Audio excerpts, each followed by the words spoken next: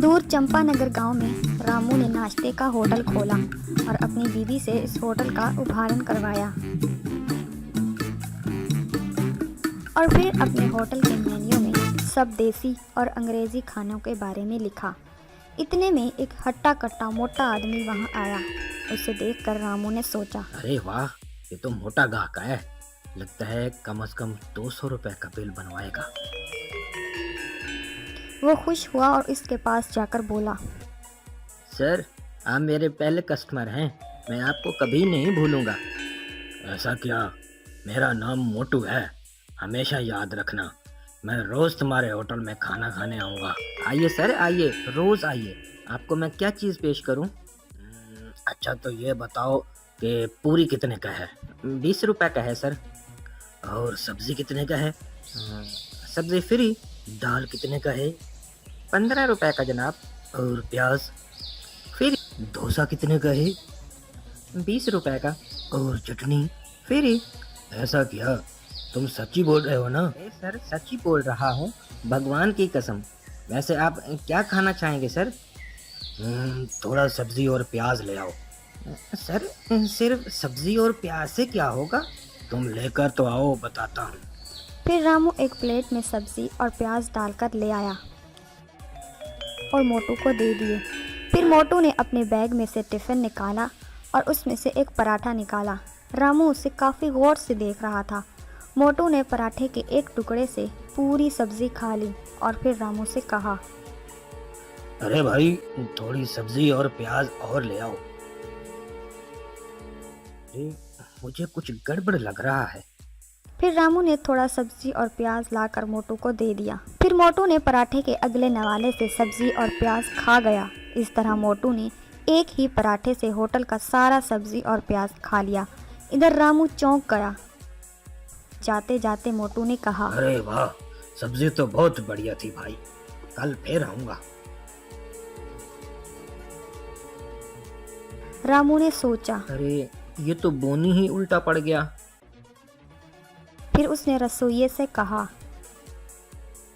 और सब्जी बनाओ भाई, वो पूरी सब्जी खा गया मोटा। दूसरे दिन मोटू फिर से आ गया।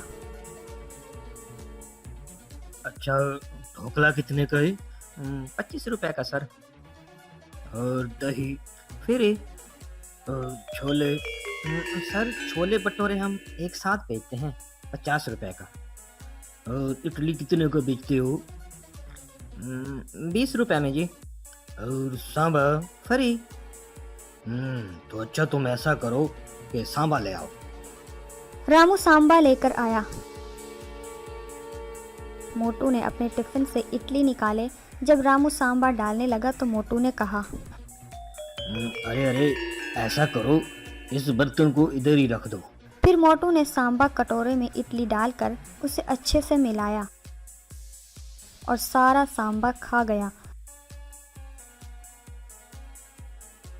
रामू डर गया।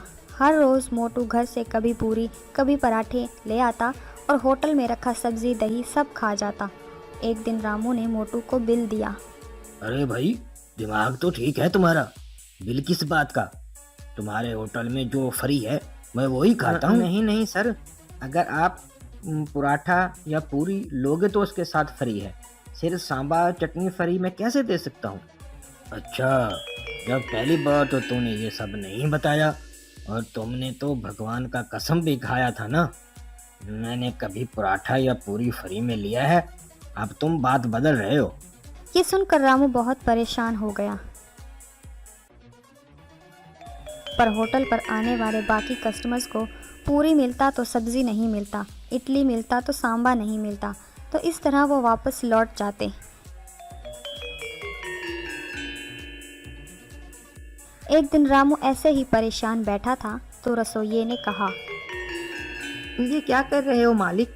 वो आपको ठग रहा है। उसको सबक सिखाने के लिए मेरे पास एक तरीका है। आप मेरी बात मानेंगे ना तो आपकी कसम टूटेगी और ना ही वो दोबारा इस होटल पे आएगा। इस तरह रसोइये ने रामू को सलाह दी। अगले दिन जब मोटू होटल पर आया, अरे भाई, रसगुल्ले का रस फ्री बोला था ना, तो ले आओ, साथ साथ सांबा चटनी भी ले आओ और थोड़ा सा दही भी ले आना। पेट में गड़बड़ है, जल्दी करो। अंदर किचन में रामू ने सांबा में तेल मिलाया, दही में बेकिंग सोडा डाल दिया।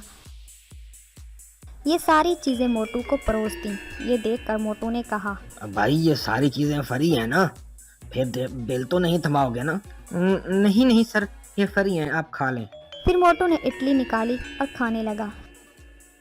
इस तरह जब उसने खाना खा लिया तो थोड़ी देर के बाद वो बोला, अरे मर गया, वो मेरे पेट में दर्द हो रहा है, वो मर गया।